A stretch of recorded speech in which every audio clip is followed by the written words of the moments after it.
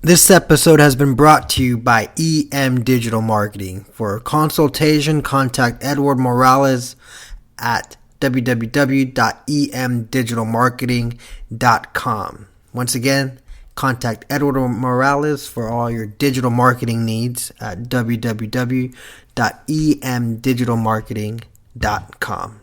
This episode has also been brought to you by Penelope's Bath Bombs and Soaps.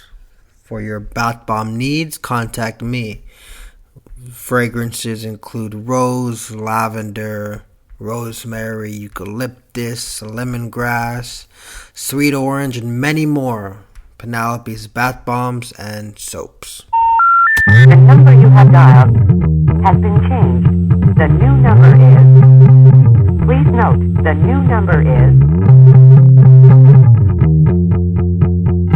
Hello, welcome to Small Town News Podcast. My name's Gil. It's episode 100-something. My guest is Superintendent Simon Canalez, Brawley Union High School District Superintendent Simon Canalez. In my attempts to reach out to the Board of Trustees to come on this show, the superintendent himself stepped in and said, no, I'll talk to you. So thank him for that. I appreciate that and I respect that. And I haven't forgot about the other board members. Well, they've all deferred me to the president, so I haven't forgot about you, Mr. Fernandez. I still look forward to having you come on and share with me your thoughts on school and contributions you and the board have made collectively. But in recent news, I made a recent post on Facebook, and I should clarify. I feel like I'm having to do that more often now. Let me clarify. I made a post how, growing up, I wasn't raised, I guess, in the stereotypical Mexican-American upbringing that I think people like George Lopez have perpetuated. And that's why I think George Lopez does far more harm than good to Mexican-American, the society, and our culture and our society. Because his whole shtick is based off stereotypes. It really is. He makes fun of white people stereotypically. Well, hello, he makes fun of Mexicans, like, hey, get what are you doing? Hey, it's all just stereotypical, really dumb comedy. I think he's a funny entertainer. I think I watch and I laugh because the way he says it, the way it comes off, it's natural. He's a great performer, but the context of his material is really just basic. And so I guess I've called George Lopez a Mexican Larry the Cable Guy, but even then I don't think that's a fair comparison. Because when Larry the Cable Guy makes fun of white people, he's making fun of that small section of rednecks. I think that's a correct term, or hicks. I don't know which one to call it. But so he makes these stereotype jokes, and it pertains to rednecks, a small portion of white people. Whereas George Lopez makes these jokes, and it's a blanket stereotype for all Mexican Americans, that we're all raised like that, and we all can relate. And that's where the big issue is with me, is we're not. He makes it seem like, 7-Up? Oh, I guess, yeah, I know, we have. And that's, even I still get 7-Up when I get sick a little. But it's not all of us are raised like that. Not all of us are raised with the chancla, and so I think people hear that and, they pick and choose, like, I can kind of relate. And that's supposed to just be like how we're all supposed to be raised. So we're not a real Latino, because he's all big on the Latino and Mexican American, that we're all not like that if we're not raised like that. And I think it's just made it worse. Like I said, I was called coconut, whitewashed, pocho. And why? Because I could enunciate my words? Because when I was sick, my mom gave me medicine and not 7-Up? Because, and so... And then I don't get that, because growing up I was called that. And I'm trying to think, how is that a bad thing? And why? Whitewashed. Coconut, brown on the outside, white on the inside. And that's like making fun of yourself when you say that. And I don't know. I guess maybe I'm just tired. And no one's called me that recently, but you see these little undertones of, well, you don't understand, or you're privileged, or, you know, and you kind of just get fed up a little. You got to say these things. But yeah, I think, and I feel like, am I breaking a stereotype because of what I'm doing? I'm being a father, a family man, involved in my community, and somehow that's breaking a stereotype of Mexican Americans, of Latinos. Really, that's what I feel like, and that shouldn't be right. Or a stereotypical Latino should be someone who's involved, who's in a good father. I hope I'm a good father. I think I am. In pursuing, working hard, and other avenues that aren't hard labor, that are white collar jobs. And I hope I'm making sense. I'm tired. I've had a long week, and I had a vent on Facebook, and I'm venting now, but I hope my message point got across, in that when you stereotype, just because someone like you is stereotyping doesn't make it okay. What if a white guy would say the things that George Lopez says? Like, a white guy was like, hey, you know, those Mexicans are dumb. They get sick. They drink 7-Up. They don't get medicine. We'd be like, oh, what? Why are you making fun of us? You know? Or maybe, I don't know. Who knows? But I just don't listen to George Lopez. You know, I don't know who to listen to. Fluffy's fun, because George Lopez tries to get all political, like he knows what he's talking about, that because he has money and fame, that he can relate, or because he did struggle. But if you go back and look at George Lopez's old stuff, he's nothing who he is today. His accent got stronger. First, I don't know how that happens. You get an accent as you get older. Yeah, it's an act. You know, his first beginning, he's, hello, I'm George Lopez. I was in Cabo San Lucas. And then he found an audience and began to pander to that audience. The lowest common denominator. He started to pander and not be true to himself, I feel. Maybe he might say the opposite.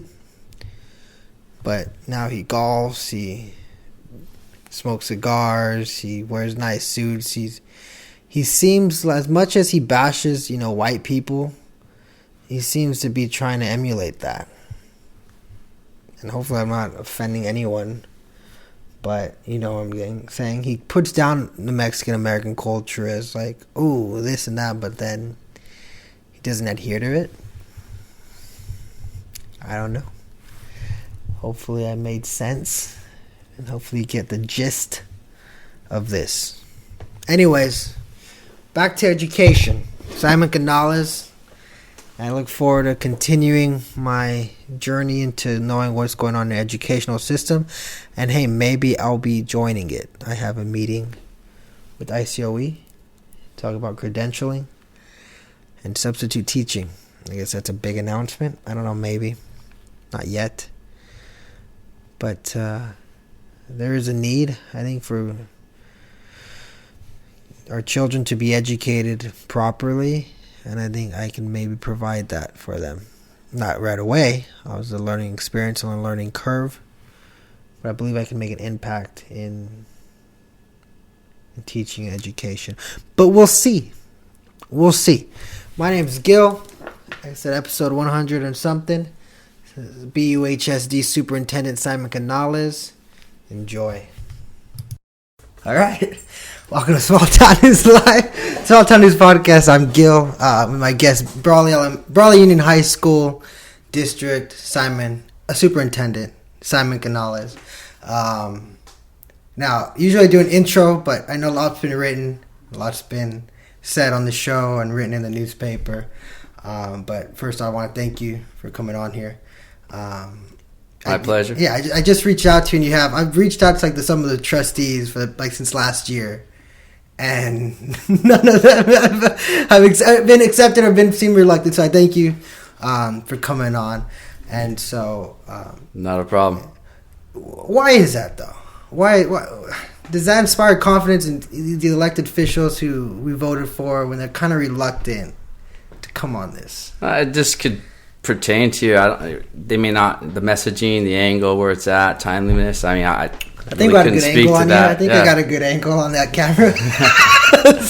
So I mean, from their perspective, well, I can't answer, but as far as us and messaging where we want to go with the district, that's something we want to get out in the public, and it's one of our goals and commitments is to interact with our our stakeholders and actively engage them and bring in involvement, because we're only as good as the feedback that we get, and with that feedback we want to continue to work to enhance the opportunities for the kids that we serve. So I know from the administrative perspective, this is something that we're inclined to do. Well, thank you. So tell me, what's the state of Brawley Union High School right now? Well, it's in fluctuation. I'd like to think that the same thing is happening up and down the state. We have new accountability measures that are coming our way that are new to educational institutions that we've never faced.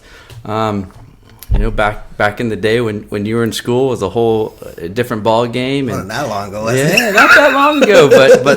But stuff changes in education, and I'd like to think that a lot of new ideas and transition as far as accountability is concerned is moving our way, and a lot of that has to do is moving away from just a single measure, what would be a high stakes assessment on subject matter. And so they're moving more towards multiple measures that are looking at a global perspective of how students are doing and judging you on how you grow those students over time and enhance opportunities for them to succeed. So it's pretty exciting. We're on the verge of getting some of those results. So we've moved away from traditional, which in the past has been traditional the last 15 years or so, in the old accountability system with the content standards tests, to a new set of standards correlated to national standards, Common Core standards. And so we have an SBAC assessment that's focusing at the high school district in English language arts and mathematics at a grade level assessment. Whereas in the old accountability system, you took grade level tests in each core subject area at 9, 10, and 11. So in addition to the math and English tests at grade 11, they're going to start looking at graduation rates. They're going to start looking at chronic absenteeism. They're going to start looking at college and career readiness. They're going to look at student engagement. So all of these new metrics are going to be coming on board to kind of take a bigger picture of how students are doing in educational institutions, and then kind of give us feedback on how we can progress that. All right. So what's the state? Okay, when you look at Brawley Union High School now, what do you see? As from, maybe if you're from a stakeholder, I say you weren't the superintendent and you were, say, a parent, what would you see in Brawley Union? So as we speak right now, I think we're moving in a positive direction. Obviously, every educational institution has its faults and things that it wants to work to fix. In this new accountability system with a new test and new standards that are being exposed to all of our students right now, our test scores in mathematics are struggling. We see that, but obviously we're reaching out to work with our feeder school districts, because as a high school district, most people don't. We get all of our students from other schools. We inherit all of our students from other feeder districts. So we know we have to reach out and start working with them and collaborating with them to develop programs that we can pick up on and sustain and progress student achievement over time. And part of that conversation that we're working on right now is the progression to a 3-year math requirement. One of the other things that we've started in the last couple of years is we've moved away from a traditional math course sequencing that you would have been exposed to, that I was exposed to when I went to school, which would have been, your traditional pathway would have been pre-algebra, algebra 1, geometry, algebra 2, so on and so forth. We've moved away from that now, and we went to a more global mathematic perspective with an integration of math. So you're looking at multiple concepts over time, and it's a progression. So there's integrated 1, integrated 2, integrated 3. You're looking at algebra, geometry, algebra readiness, physics, algebra 2 at the same time, and building on those concepts so that you're not losing them over time. Those types of things, professional development that's coming in to help support our teachers through that, new curriculum adoptions, over time that's going to help us, but we definitely still have to reach out to our feeder programs so that we're all on the same page, moving in the same direction, putting in interventions and support systems for kids who aren't making it to ensure that over time there's opportunities for growth. You talk about all these stuff. When all these things get implemented, do you have control? Who has control? Is it a lot? 'Cause I always hear about it's mandated or this and that. Do you feel as if the schools have control, or is it far bigger than that? No, at the end of the day, the assessments we have no control over. The accountability at the state and the federal level, we have no control over. But as far as the programs that I'm talking about and interventions and the differentiated instructional programs, those are our choices. And so basically, you're going to look at the students that you serve, the data that you have, if it's working, if it's not, what are you going to do differently about it? And so from our perspective, things haven't been working, and so we're going to do something differently about it. So first and foremost, let's bring in a differentiated approach to mathematics. So we moved away from traditional to an integrated approach. And then beyond that, we think we need to move in a direction of exposure to more opportunities for math, so moving from a 2-year to a 3-year requirement. But along the way, ensuring that there's intervention and support to reach those that may not be where they need to be, so that we're not closing a door to them. We want to open up avenues, not close doors. You talked about the feeder schools. Do you feel as if students entering BUHS are as prepared as they should be? There's always differentiated groups of students. So you have the bulk of your kids that come in the cohort are at grade level. You have about 20-25% who are above grade level and they need extension activities. And then you have a group of students who may be struggling, who may be beneath grade level. And those are the cards we're dealt with every year. And so we work to enhance those opportunities, put the right structures in place for those students to be successful. With this new administration at Brawley Elementary, it's been a phenomenal start. Actually, maybe about 4 weeks ago, we had our first ever dual district administrative cohort meeting. Where first ever? So the first time you guys ever? No, not in this fashion. So we've always met like at the top when you're looking at principal to principal or district level collaboration or articulation. But this meeting, we had every vice principal, every principal from the elementary, the middle school, the high school, all the district level people, all the classified personnel, and just had 40-50 people in the room. Roll up our sleeves, what's working, what's not working, what can we do about it, and game planning. Okay, what are the next steps? How are we going to continue to work towards those things, sustain those over time? In fact, we're invited in a couple of weeks to go do some school walks with Brawley Elementary's administrators to kind of glean what's going on in classrooms in regards to programs and instructional practices. So, we can give feedback to them. We're going to invite them over to do the same thing to us. We had our board members do that with us about a month ago at the high school district. And again, those extra set of eyes and that lens from a different perspective that helps to push us in a different direction. We're looking forward to getting out to Westmoreland and Mulberry and Magnolia here in the next couple of weeks and having the same conversations.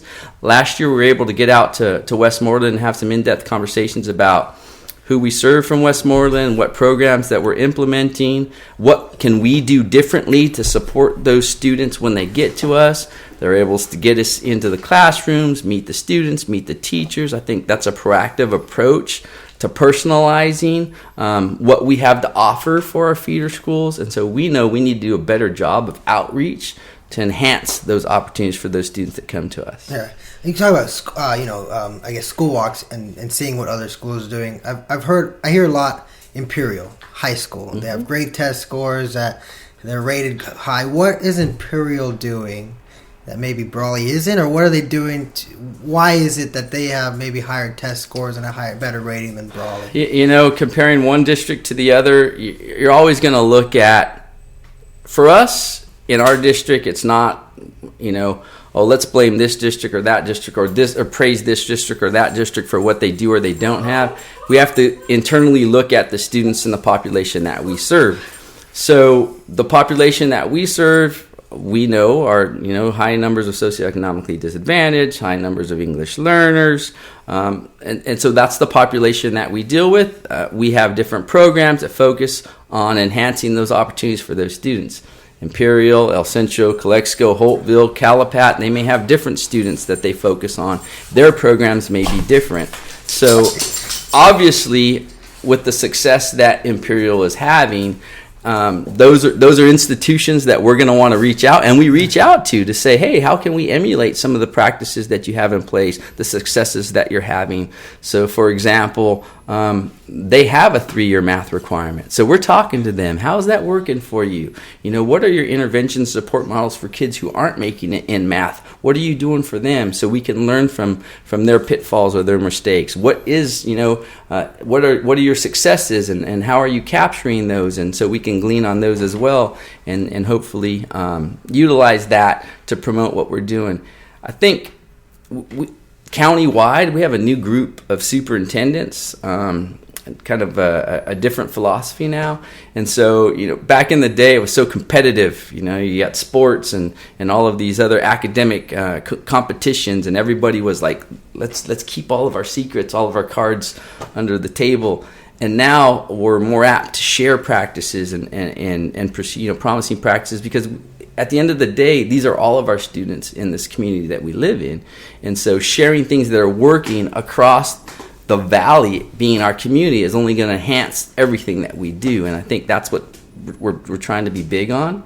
You know, speaking of Imperial, we have tons of accolades and there's lots of great things going on. One of the things that probably they have, same for like a community like Holtville or Calipatria and even Calexico on a bigger scale, is that they're a K-12 district.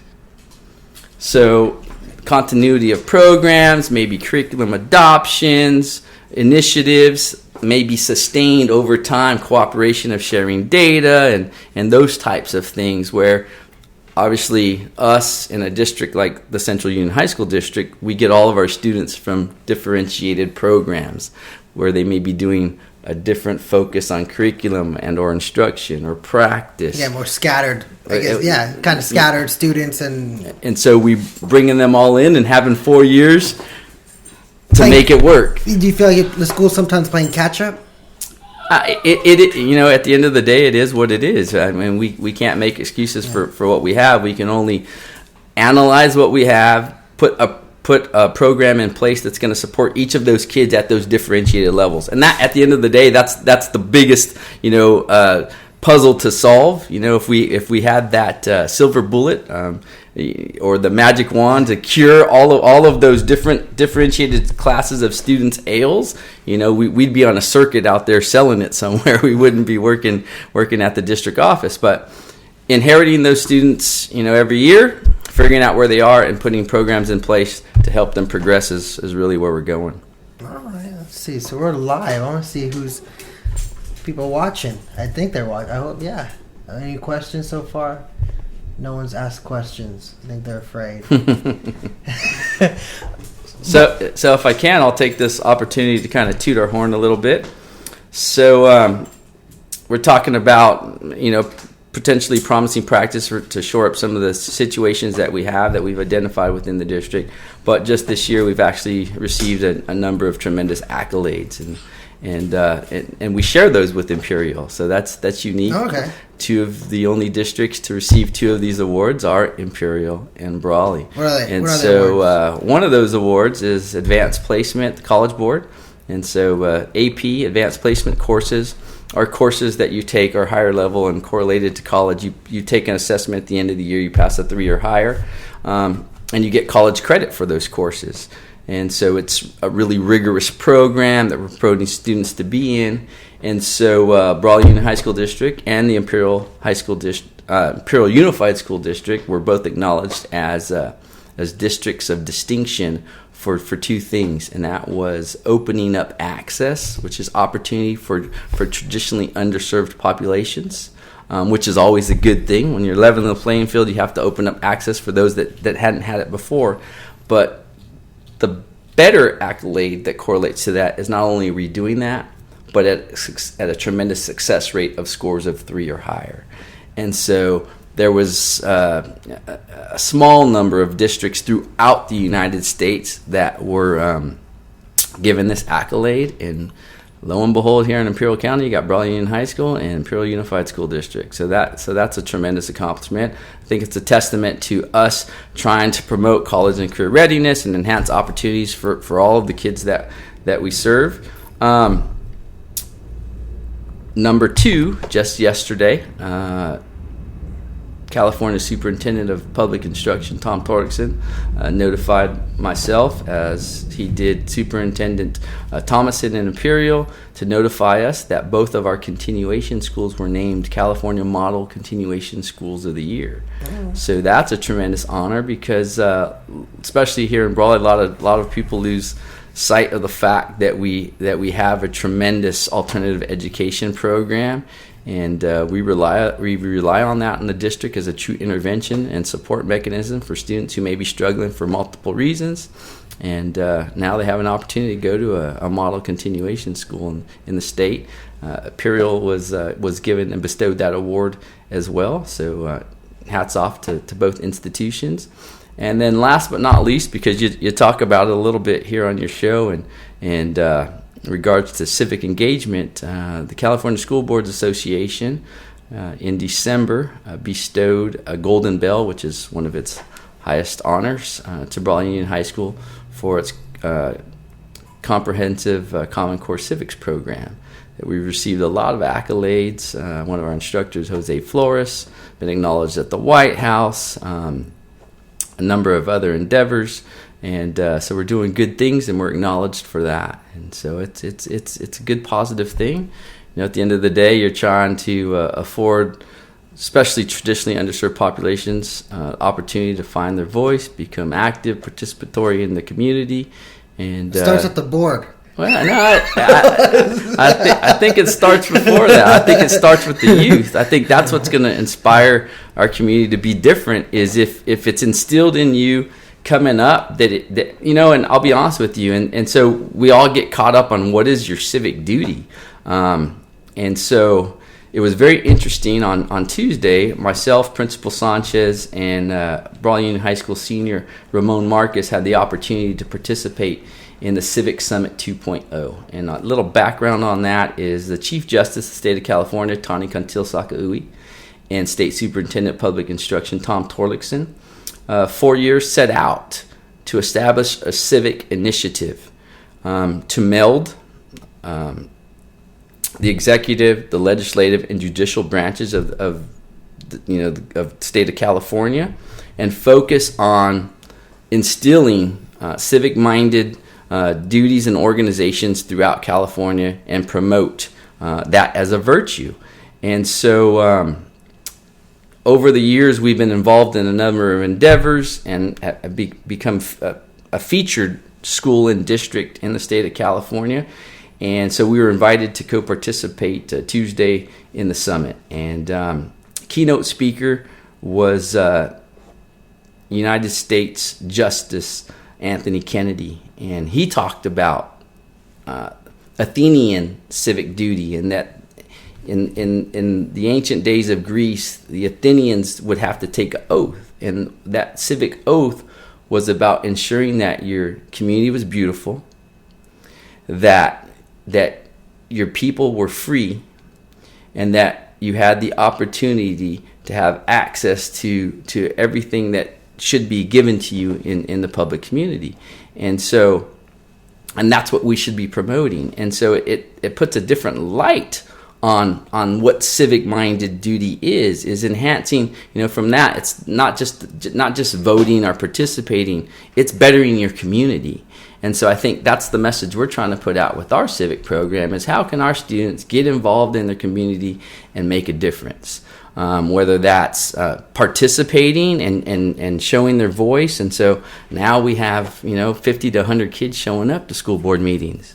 And they're questioning those school board members. But they're also showing up to city council meetings and the board of supervisor meetings. And so now they have a collective voice, and that voice can be heard. They're questioning agenda items. They're questioning the board members as to the budgets. They were flipping the script because, back in the day, that wasn't happening. So you sit back and you feel comfortable because you're not working with that different entity. To a different extent now, they move beyond just that. They're in the court systems. They're understanding how the court systems work, what their rights are. They're working with nonprofits. They're getting out in the community and trying to better what it is that their environment or their community has to offer them. So we've gotten involved in this air quality program with the Comité Civico. We've got air monitors now installed on our campus, first one in the Imperial Valley, first one in the United States installed at a public institution like ours. There's now over 40 installed across the Imperial Valley collecting quality data, particulate matter data, to tell us what our air quality is on any particular day. We have a flag program that correlates to what that air quality is so that kids with asthma or those types of diseases, right, are aware of what appropriate activities are for that particular day throughout the community. Our kids are out doing those things in the environment, being active, proactive, working with these organizations. I think at the end of the day, that's civic duty. That they're doing their part. They're making a difference. And so that's what we're trying to continue to enhance and promote. Another great example, last year, Dina Tucker Self took on a challenge with the student for a senior project, and they created a store within the school called The Village. And then Beth Carson, one of our special ed English language arts teachers, took that over this year and just taking it to a whole another level. And basically at the end of the day, it's a student-run organization where we take in donations from the community, from clothing to product to school supplies. That's basically open and free. You show up, you see what you like, you take it. And the community has just been supporting it overwhelmingly. We had a big event promoting it last week with the Southwest Brawley basketball game. You bring products, you get into the game free. But again, that goes back to the students being involved, making a difference, giving back to the community. And that's what it needs to be about. Yeah, because you talk about beautifying the community where, the county has had the lowest unemployment rate. And even, you talk about the Comité where they have these air monitors because our air quality has been so bad. And so do the high schools bear some of the responsibility on some of the flaws that may be issues of the Imperial County? Because essentially they're leaving as adults. Well, I don't know that we bear the responsibility of what we've inherited, but I think it's our responsibility to inform our citizenry who we serve. So we have our own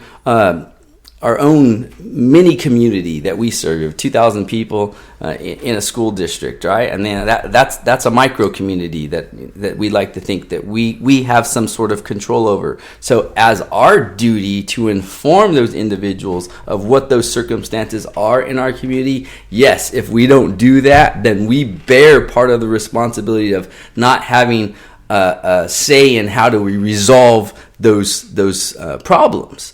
And I think with these types of programs that we're promoting within the district and at the schools that we serve, I think we're moving in that particular direction. And at the end of the day, it's being informed, right? You can be active and participatory as much as you want, but if you're not informed, then what are you doing? It starts with the information first. And then you become active in your community, and at the end of the day, then what we want you to do is become participatory. That means you got to vote. Your voice has to count. Because if in combination of those three, it's power. In isolation, missing any of those, then we may end up in a political climate that we're currently in. I know, board members not wanting to come on here. No, but yeah. And also, I guess the senior project, is that still on? Because there's been contentions between that. Is it still a thing? It's an additional choice that students make, if they want to complete that as a service learning project, it's no longer a graduation requirement. But with what's going on within the school community in regards to, working and enhancing and improving your community, after it dropped as a graduation requirement, we'd have a handful of students who'd come forward and say, okay, yeah, I want to do the senior project, and then a handful turned into 10 or 20, and then 10 or 20 turned into 50. And now we have hundreds of students who, of their own volition, are coming forward and are wanting to do that and make a difference. The village, the student store that I talked about, that's just thriving and enhancing support services for the families of our community, that started as a senior project last year. So that's a tremendous example. But it's the kids that are inspired themselves to pass it forward, if you may, pay it forward in their community, and senior project is a way in which they can do that. Yeah, because are kids challenged enough? 'Cause that's what I heard someone say, took out to make it easier for students. At the end of the day, in those times when there was a senior project, it was a whole different set of accountability measures. And I think in today's educational environment isn't the educational environment that I participated in. Is that a good thing or bad thing? It could be good or bad. As far as perspective is concerned, but I'll tell you one thing that it's different is it's more rigorous than when I went to school. It's more rigorous than you went to school. So kindergarten and first grade and second grade and third grade is nothing compared to when you went to school, and nothing compared to me and when your parents went to school. So the rigor is being ratcheted up. Unfortunately, some people say as that happens and you're doing so much maybe of math or English or science or whatnot, that your opportunities for art and humanities and physical education and music go by the wayside. So the hard part is to find those balances where, at the end of the day, you want our students to be exposed to a well-rounded education.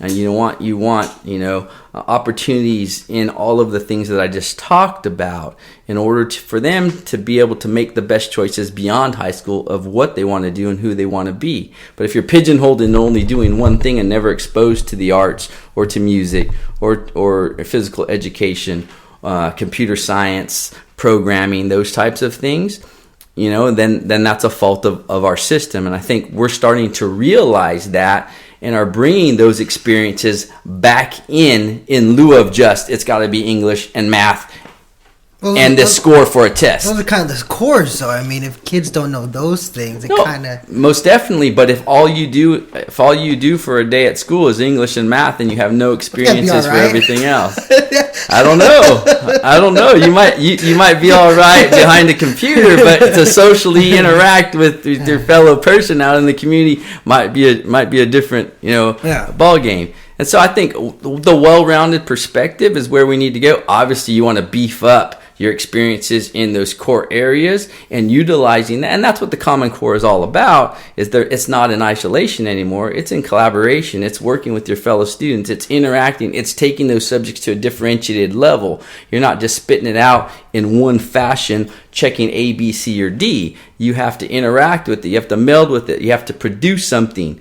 It's a different fashion. And so as students are transitioning from an old system to a new system, we're going to go through some struggles, but at the end of the day, I think we're going to produce a better product. So at the end of the day, when you see you're going to produce a better product, how do you gauge the success of that product? So, I mean, for us personally, I guess. I know you can do state metric, but personally, how would you gauge the success of, say, the end of your tenure and the end of this product? So for me, personally, every student who leaves our educational institution needs to be able to make a viable choice of where they want to go and have had the background to be successful in that choice, whether it's college, career, the armed forces, working in a differentiated field. And so for us, it's capturing those ideas early on rather than waiting till their senior year. And so a new philosophy. Even then, early is still when they're 13, 14. Yeah. Which is, that's our control. Yeah. Definitely it needs to happen earlier, probably 6th grade. It needs to start happening where you're taking those interest inventories, where you're figuring out where it is in your niche is that where you want to go, and then be able to build a pathway along that way for your opportunities for success. And I think that's really what we're trying to resolve right now. So we have some new programs starting at the freshman level that are taking those characteristics into consideration. And the other thing that we're trying to do is it's not just about college anymore. It can't just be about college. College and career have to blend. There has to be a meld of the two subjects, because at the end of the day, when you have your degree in college, what do you have to get? I mean, that film studies degree? Yeah, but what do you have to get? You got to get a job. Oh, yeah. You got to go to work. You got to have a career. I can't get hired at this film studies? Yeah, Are you serious? so it's got to be about college and career. And I think I have 3 boys. I have 3 boys going to college. Lots of times we make these sexy choices of what these majors are going to be, and then you ask somebody, so what are you going to do for a job? Oh, I don't know. I didn't think about that. I didn't think about that. Well, we need to think about that. We need to think about it, a lot sooner. And I think what happens is because we had no tangible experiences along the way, that there's a disconnect when I get to college, and all of a sudden, which has happened to my own boys, is, I think I'll change majors. Oh, I think I'll do this. I think I'll do that, because you're looking at what that connection is and that passion in you to what you want to do for the rest of your life. Because unfortunately, most of us have to work. Right? We don't hit that golden ticket, and everything's taken care of. And so what we're doing, in addition to enhancing rigor through AP, and we're working on a dual enrollment where college courses are going to be starting to be offered at Brawley Union High School and other educational institutions across our community, where kids can already get college credit, but is strengthening our career pathways. We know that we need to get students involved in career pathways early on, and you meld college and career with A through G aligned courses and hopefully some certificates, so that when they leave our institution, they have the ability to already progress towards college in an area that they already have comfort, success, potentially the opportunity to make some money, and move forward and sustain that to get their degree and move on back into the workforce. So over the last number of years, we've enhanced our medical patch pathway where students can go through starting at the freshman year, culmination of senior year, with getting their CNA license, ability to do some work, progress if they want to a higher level institution and or San Diego State, pursue their nursing degree, transition over to San Diego State, take that to a different level. If you want to go into the medical field as a doctor or a PA or those types of things, all those connections come back to the experiences that you had in high school. We started a law enforcement academy 3 years ago. We've expanded that last year. So at the end of the culmination of that program in our institution, they're actually graduating with the equivalent, passing an assessment to be a CO in a California correctionals facility. Those types of things. This year we're bringing back culinary arts, program we hadn't had in forever, but giving students experiences to all aspects of the food and beverage industry and hospitality industry. We want to bring in dental health next year and add to that. We have a tremendous construction program where our students are out in the community building houses from the ground up. We've now got a phenomenal welding program going. And so those are the types of things. Back in the day, it was like, you had to choose. I'm going to choose career technical education or I'm going to choose college. That shouldn't be a choice. They should be melded together. So you can have interest in both, obtain your diploma, move towards getting your degree. And I think building, both capacities at the same time is only going to strengthen your experience beyond high school. So we need to do a lot more of that.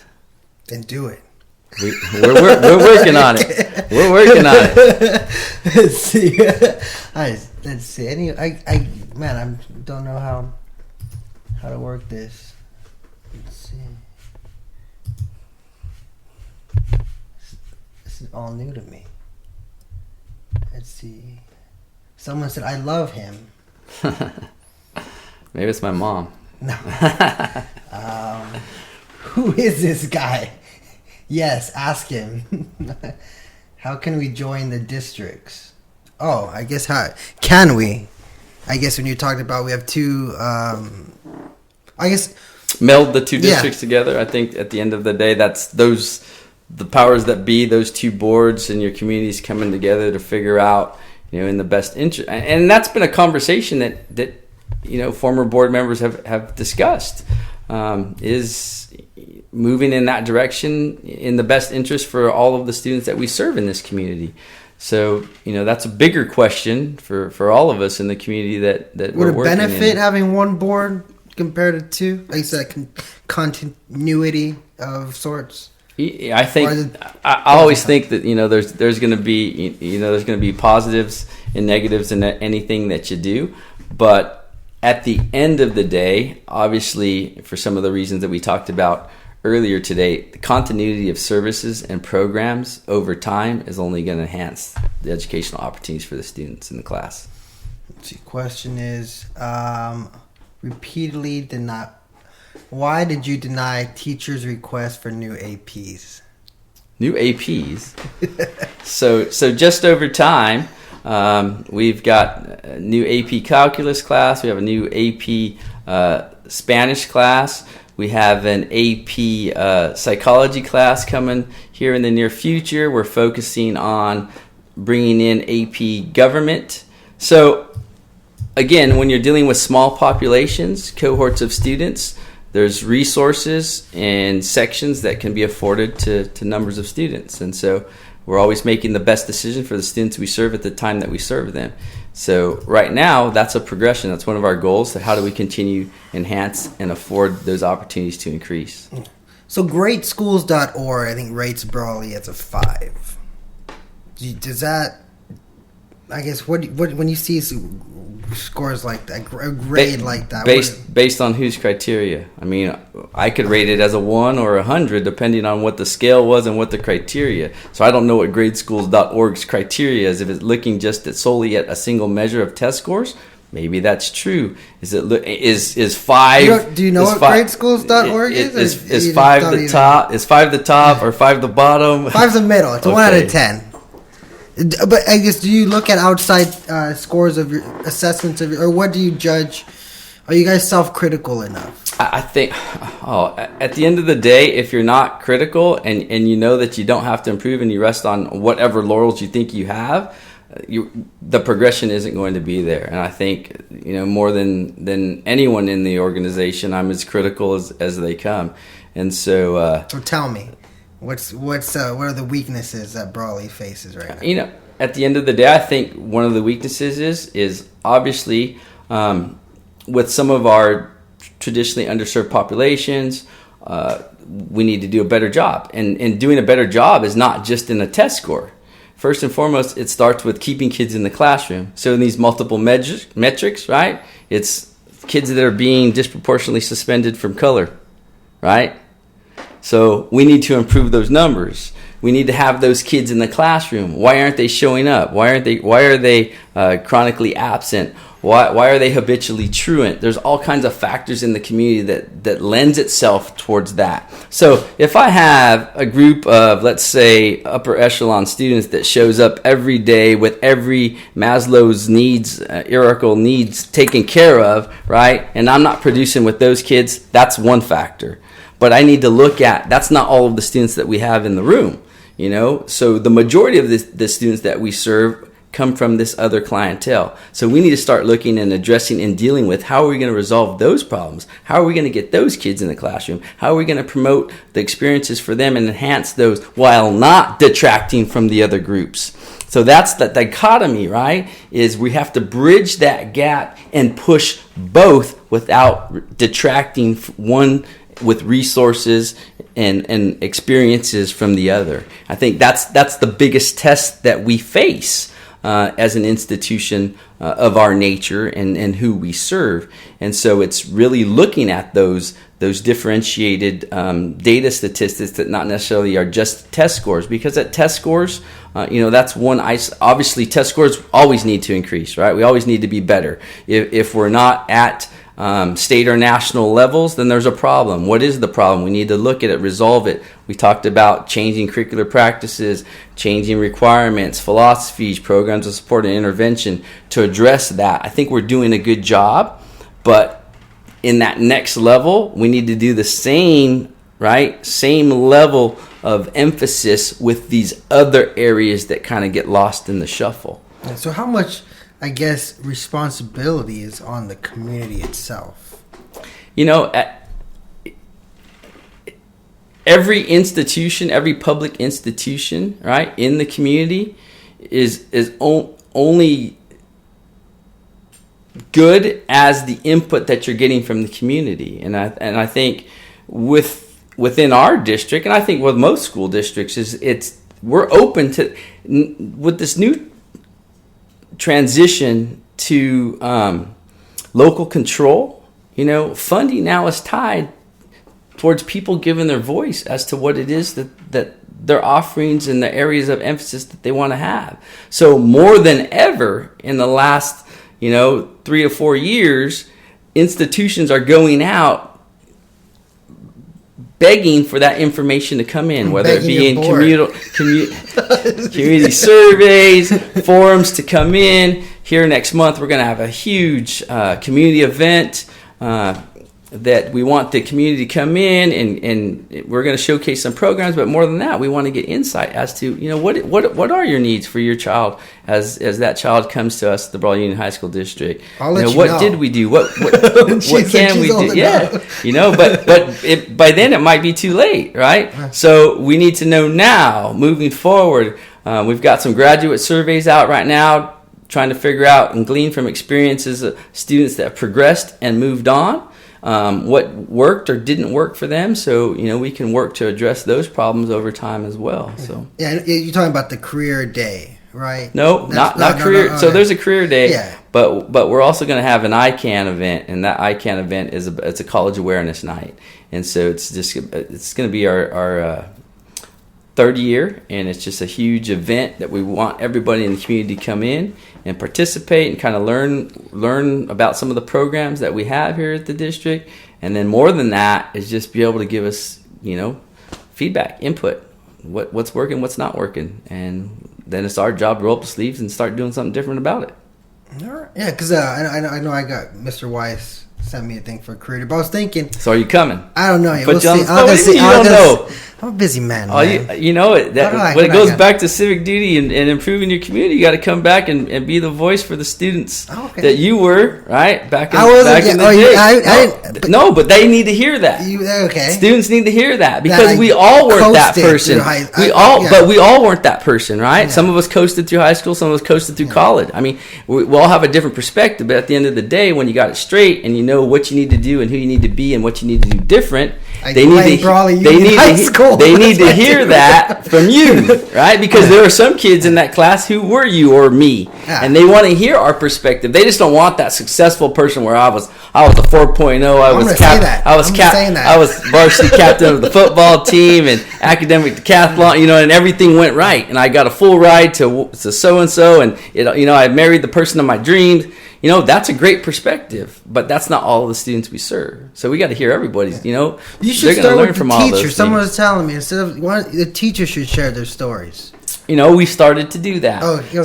So great point. And so what we know, one of the other things we need to get better at is is personalized learning environment. So if you make a connection with someone at an institution, whether it's school, your job, church, on the ball field, that's a lasting relationship, right? And you're better. The dialogue, the exchange, what you give, what you take is always better. And we know that's something we need to focus and emphasize in education as well. And we've over years you kind of lose sight of those types of things, that relationships matter. And so yes, that's one of the things that we want to promote is that educators are real and they have a story, and they weren't all 4.0, and they weren't all lettermen, or they weren't all had full scholarships, and that there were struggles and trials and tribulations, that we all have a different story, and our kids respect hearing that, because then that inspires them, right, if Mr. Canalez can make it, a funny story. I'll tell you this. So, Sergio Romo, boy from Brawley. Now he's a Dodger finally. Sergio played for me lower levels, and so after he makes it, blah blah blah, he comes back, and I'm like, I can't believe you made it to the majors. He goes, I can't believe you're the principal.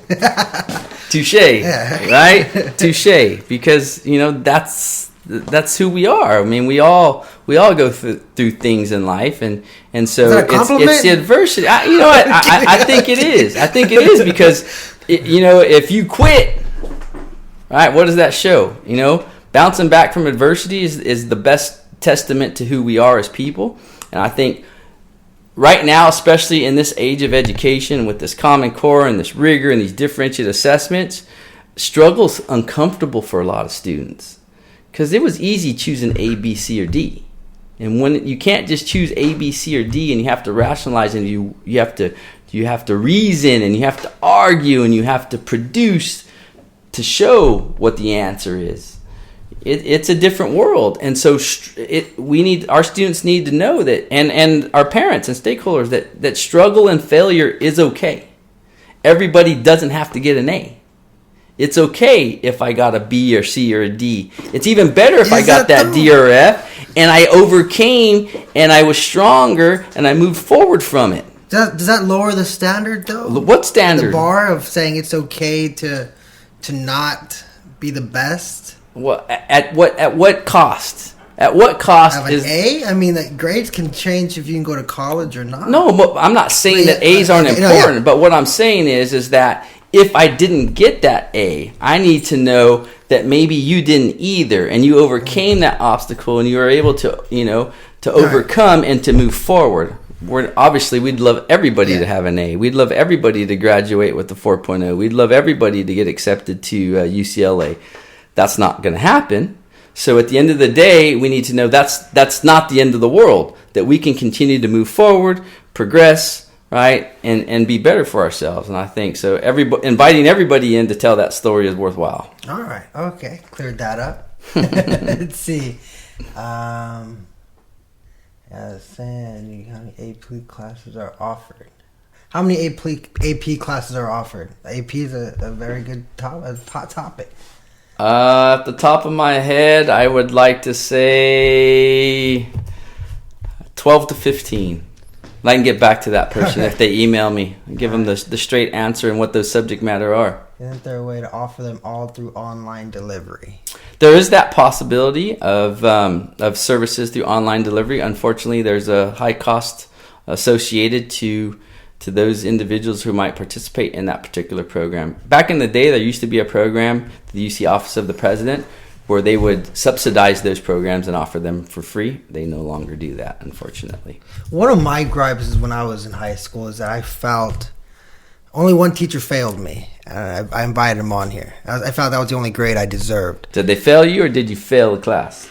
That's always the class. That's the problem. That's always the question. No, yeah. Well, he failed me because I deserved that grade. Where I kind of put the same effort in that class in all of them. All right. And so I thanked him, and I felt that maybe I was able to pass because maybe my parents were involved. Maybe I was in football. Thought you were gonna get a pass.